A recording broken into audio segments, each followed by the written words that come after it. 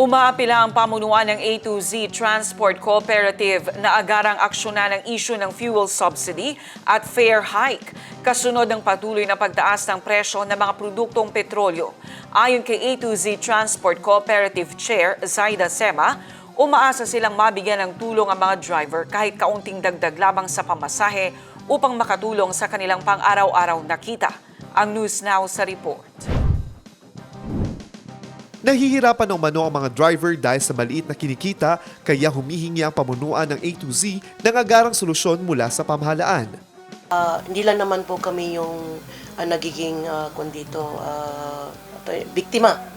Actually, lahat tayo biktima sa pagtaas ng langis dahil yan na po yung everyday na kabuhayan natin.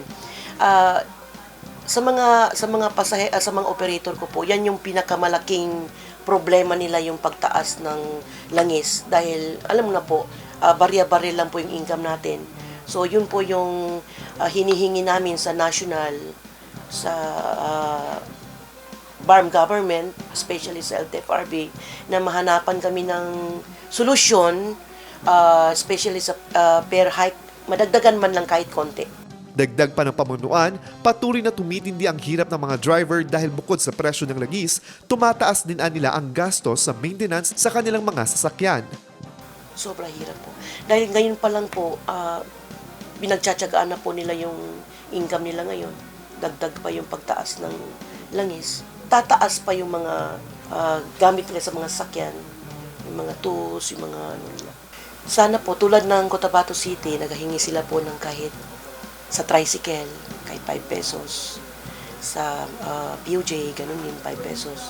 Sa amin naman po, kasi medyo malayo-layo po yung Cotabato Davao. Nasa mga 225 kilometers. So, hintay na lang na po namin kung ano yung magiging resulta ng national. Kasi interregio na po yan eh.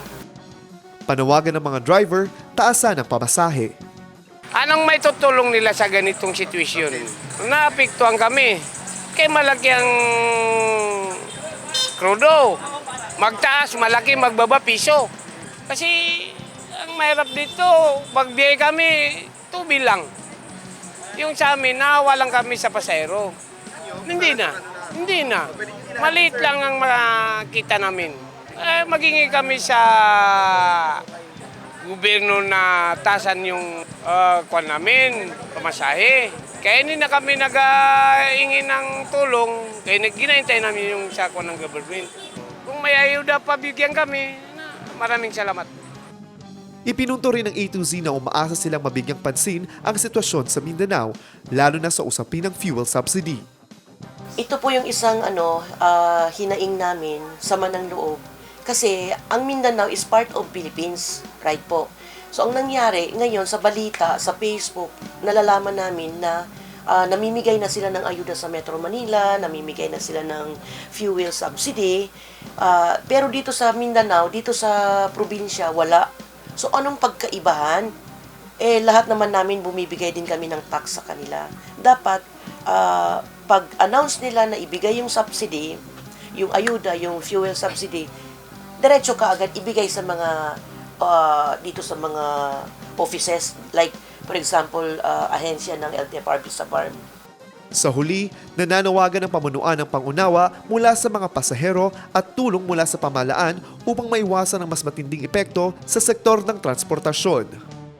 Bale, ang mensahe ko po sa lahat ng mananakay, kung meron man po konting dagdag doon sa plete na wala pa po doon sa taripa, sana maintindihan po ninyo kami dahil kahit kayo naman po ay biktima rin po kayo ng pagtaas ng langis dito sa Central Mindanao, especially dito sa Pilipinas. So konting konting unawa lang po para hindi na po tayo magkaroon ng mga strike. Buhay-buhay lang po tayo.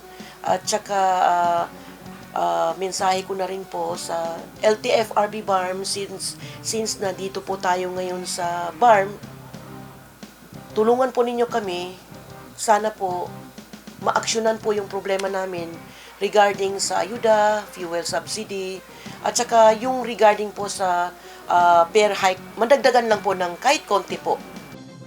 Marcus Uy, iMinds Philippines.